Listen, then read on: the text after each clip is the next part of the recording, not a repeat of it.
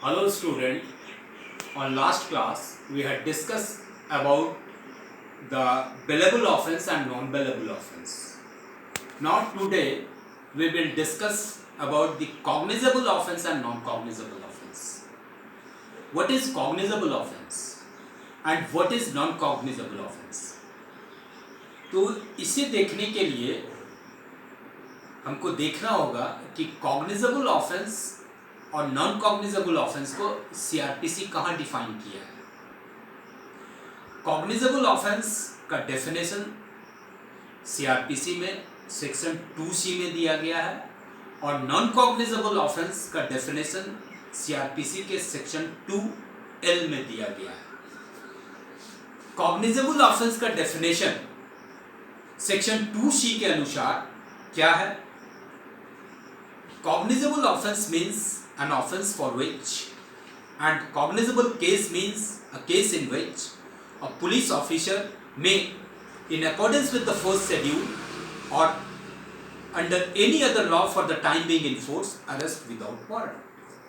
Means cognizable offense का मतलब ये है कि एक पुलिस ऑफिसर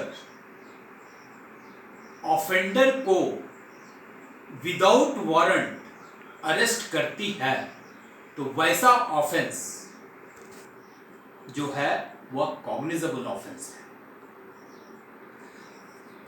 और नॉन कॉग्निजेबल ऑफेंस का जो डेफिनेशन दिया गया है वो सेक्शन 2L में है। Non cognizable offence means an offence for which and non-cognizable case means a case in which a police officer has no authority to arrest without warrant. Non cognizable offence का definition दिया गया है कि वैसा offence जिसमें police को कोई authority नहीं है कि वह विदाउट वारंट ऑफेंडर को अरेस्ट कर सके।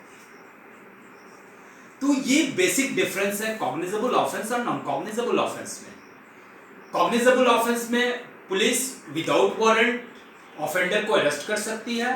नॉन कॉग्निजेबल ऑफेंस में पुलिस विदाउट वारंट और without permission of the court offender को अरेस्ट नहीं कर सकती। अब ये देखेंगे कि कौन सा ऑफेंस आईपीसी में और अदर स्पेशल लॉज में कॉग्निजेबल है या नॉन कॉग्निजेबल है, कहां मिलेगा, कैसे क्लासिफाई करेंगे कि ऑफेंस कॉग्निजेबल है या नॉन कॉग्निजेबल है।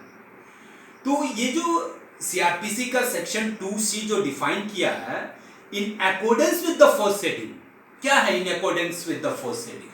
फर्स्ट शेड्यूल में सीआरपीसी का फर्स्ट शेड्यूल, सीआरपीसी का फर्स्ट शेड्यूल का क्लासिफिकेशन 1 का कॉलम 4 में एक लिस्ट है जिसमें आईपीसी के ऑफेंसेस को क्लासिफाई किया गया है कि कौन सा ऑफेंस कॉग्निजेबल है और कौन सा ऑफेंस नॉन कॉग्निजेबल है। तो जब भी हम कॉलम 4 में जाएंगे तो हमको पता चल जाएगा कि कौन कौन सा ऑफेंस कॉग्निजेबल है आईपीसी का और कौन कौन सा ऑफेंस नॉन कॉग्निजेबल है ऑफेंस आईपीसी का। और जो स्पेशल लॉज है, स्पेशल क्रिमिनल लॉज है, उसमें ऑलरेडी ऑफेंस के अगेंस्ट में वो बताया गया है कि ये ऑफेंस नॉन कॉग्निजेबल है और ये ऑफेंस कॉग्निजेबल है। अब एक एग्जांपल लेंगे, आईपीसी में 302 मर्डर कॉग्निजेबल ऑफेंस है, 379 थेफ्ट कॉग्निजेबल ऑफेंस है, 304 डाउरी डेथ कॉग्निजेबल ऑफेंस है। अब ये सब ऑफेंसेस में जो पुलिस है ऑफेंडर्स को without warrant and without permission of the court arrest कर सकती है। इन अदर हैंड जो नॉन कॉग्निजेबल ऑफेंस है उसका एग्जांपल है 500 डिफॉर्मेशन। डिफॉर्मेशन का जो केस है वो नॉन कॉग्निजेबल है और नॉन कॉग्निजेबल केस में ऑफेंडर को police without warrant and without permission of the court arrest नहीं कर सकती।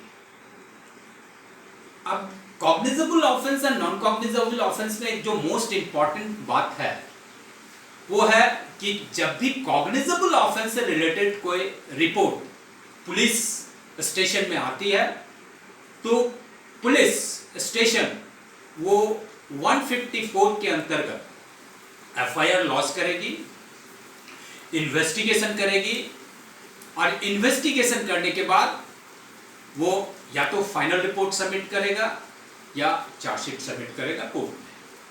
बट जो नॉन कॉग्निजेबल ऑफेंस है उसमें पुलिस एफआईआर नहीं कर सकती 154 सीआरपीसी प्रोविजंस के।